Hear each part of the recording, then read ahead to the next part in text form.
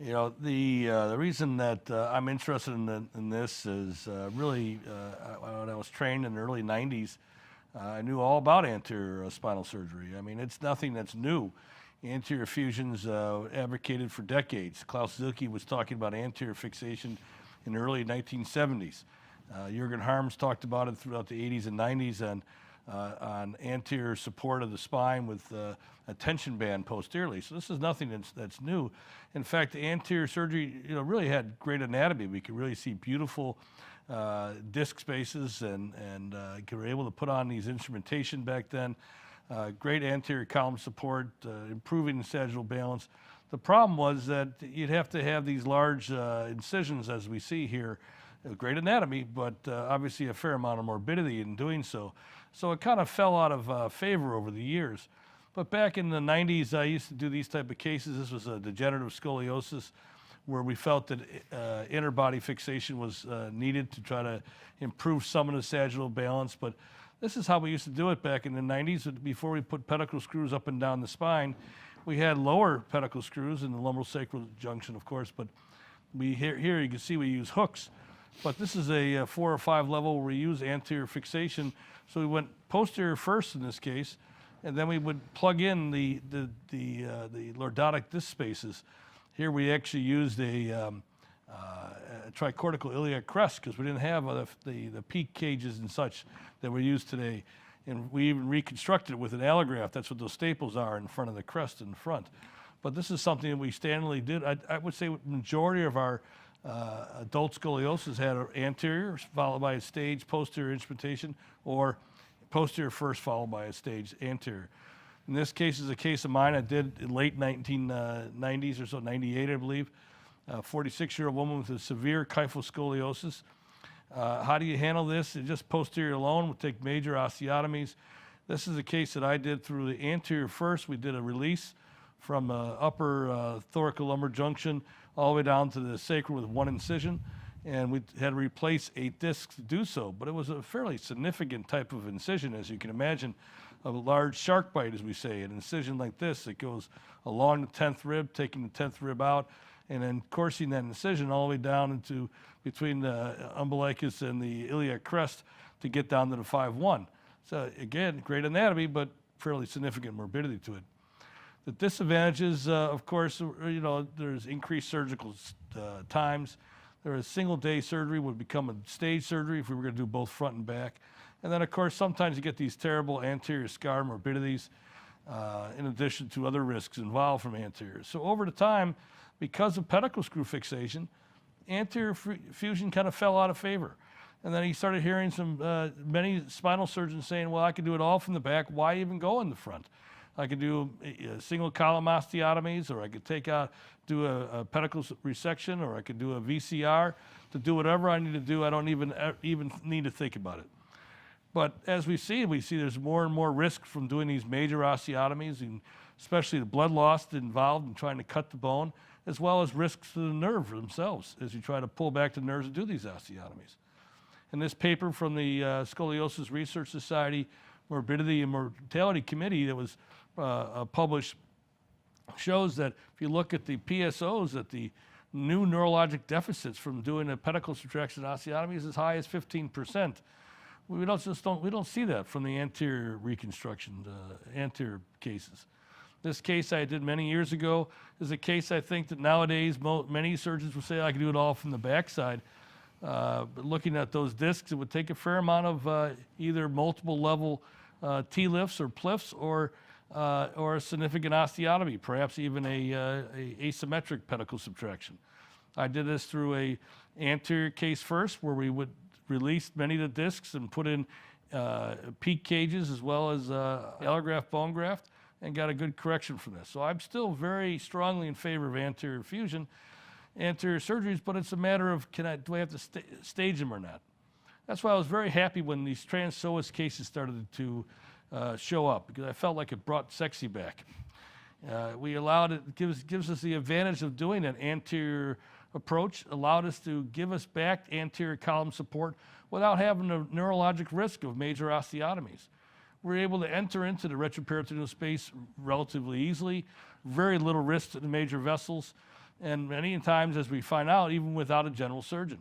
And the significant difference in the morbidity from these small incisions with little damage to the muscle, I really like Ron's video showing as he pulled back that retractor, you can see the different layers of the external and internal oblique and even the transversalis fascia looking beautiful and not even destroyed at all.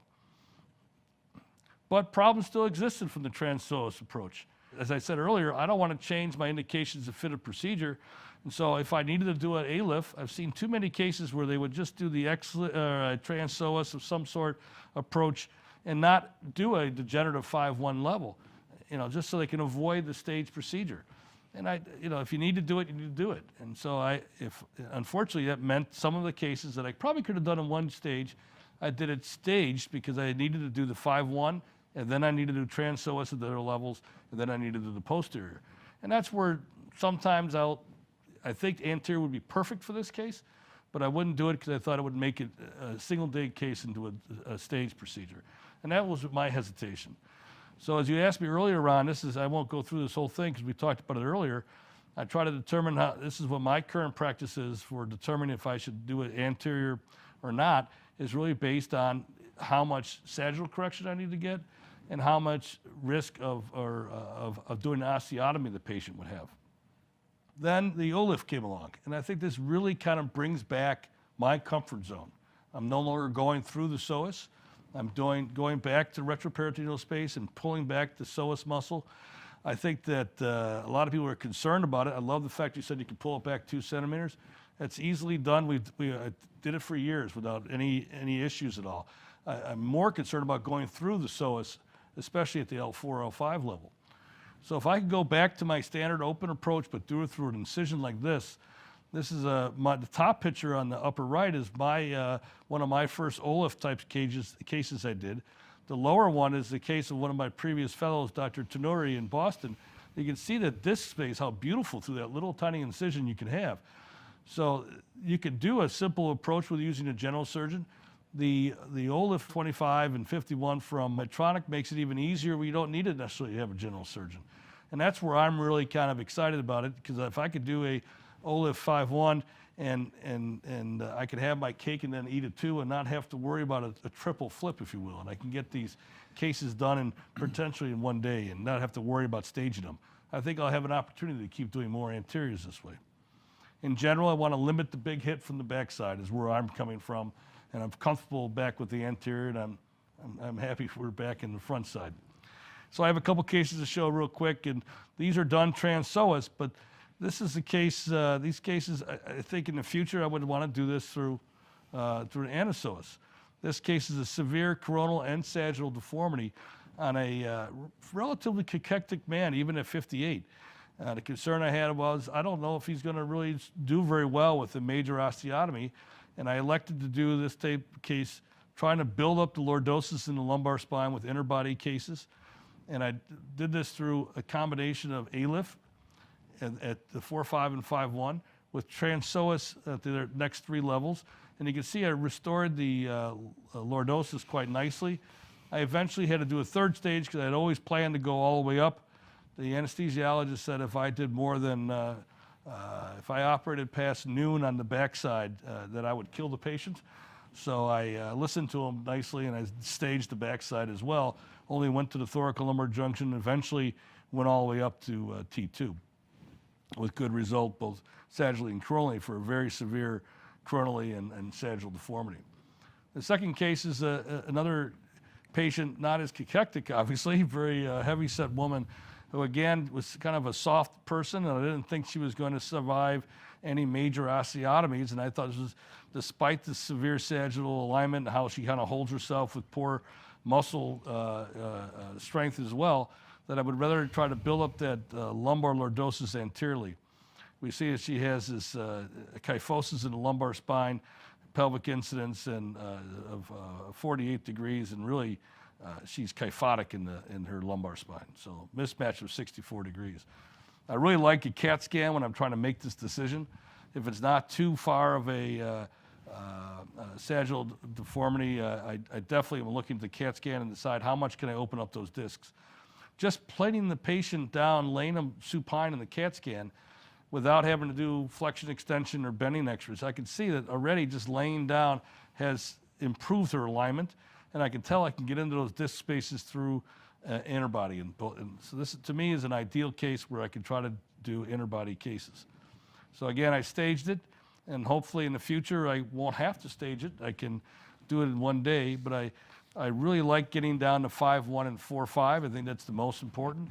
So if I could do 3 levels and then turn the patient over and do the backside, it'd be ideal.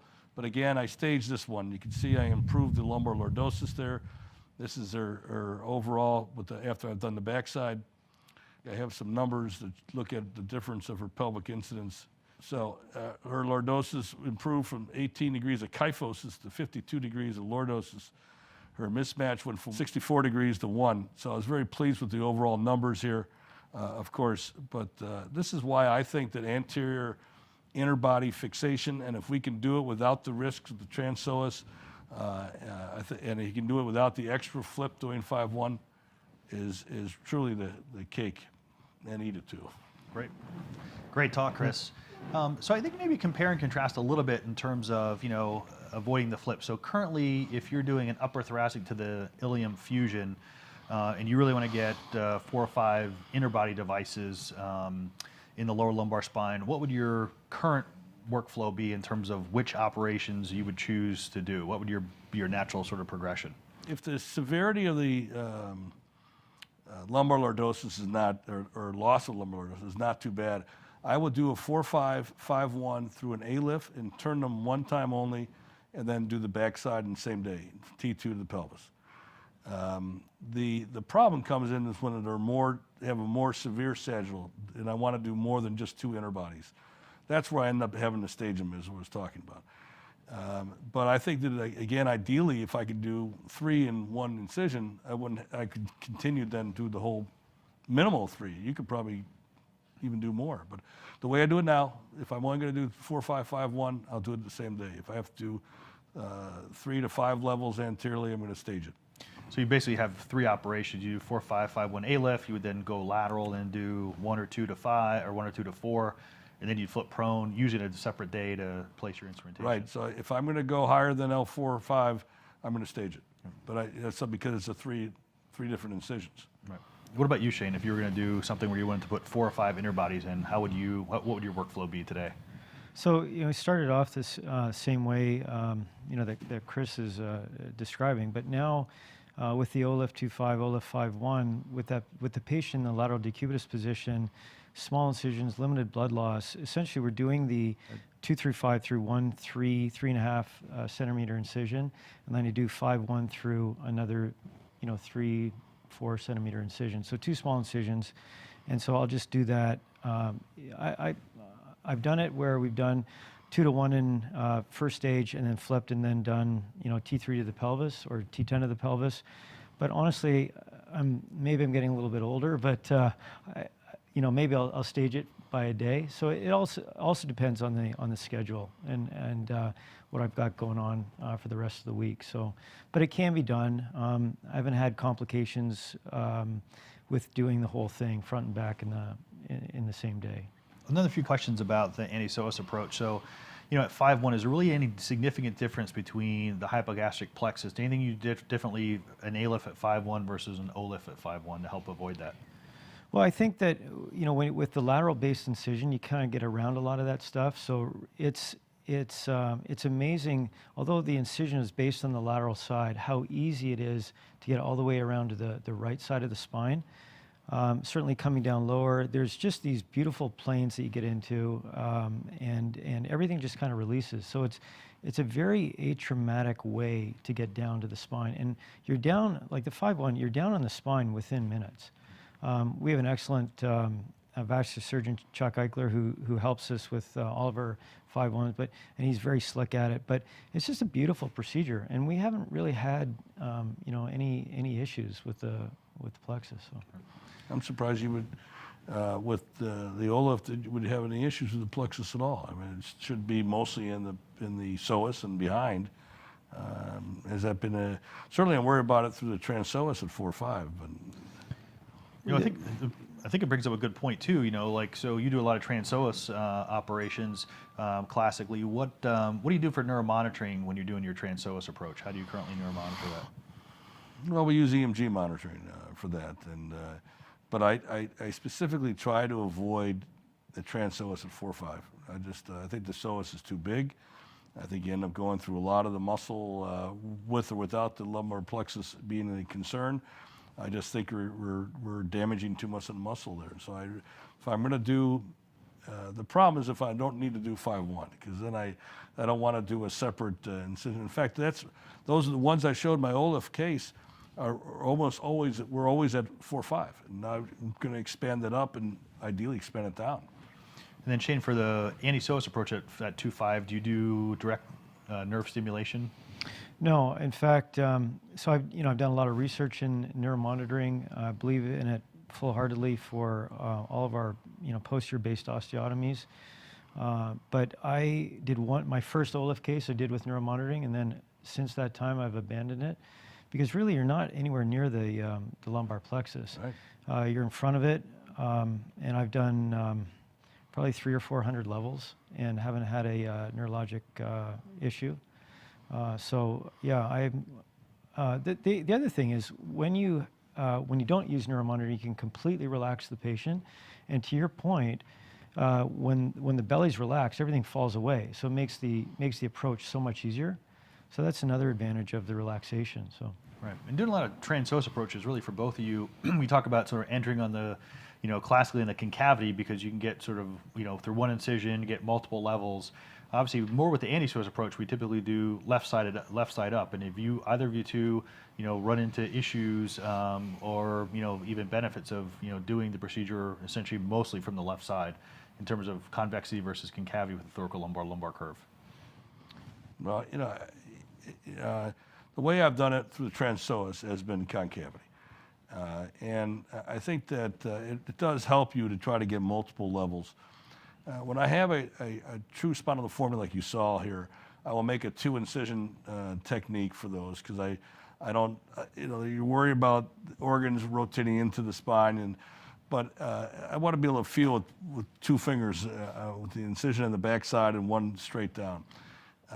I don't know how I'd do it with an OLIF approach, frankly. I think, again, I probably would do it the way I used to do it back in the days. I think, again, I feel safer in front of the psoas. I prefer it that way. It is nice to have 1 incision, so I have to bounce it back to you guys when you're doing an OLIF for a deformity, depending how, certainly in your case, there's no issues. You can go on either side. What do you do if you do have a more of a curve? Do you still go on the left side, no matter if it's concave or convex? Yeah. I think that there's some deformities. The deformity is so severe that you have to go back to an anterior, just an ALIF because it's safer because everything's kind of compressed down and the vascular anatomy may be a little challenging. So maybe a bigger, wider open exposure is safer for the patient. So I'm not saying that every single case can be done through an OLIF 5-1 and OLIF 2-5, but it's right now, at least in my hands, for the garden variety deformity cases that I do, if there is such a thing, that I can use this safely. But I have cases coming up where I'm like, I can't do it through the OLIF 5-1. I have to do it through, an ALIF, and it's just a safety thing. But for the most part, I can get, and I do it through the left side. If you're to go from 2 to 5, how often, if you have a curve, will you make 2 incisions? Because it moves pretty easily, doesn't it?